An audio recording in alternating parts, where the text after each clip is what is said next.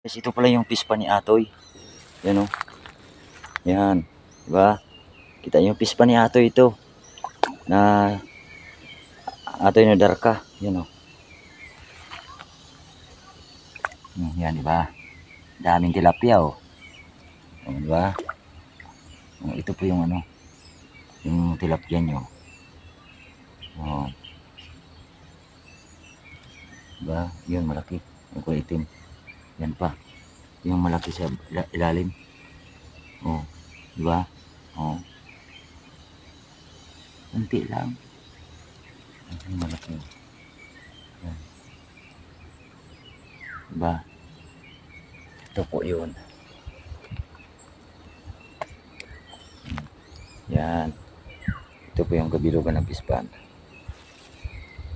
Atoy na darka.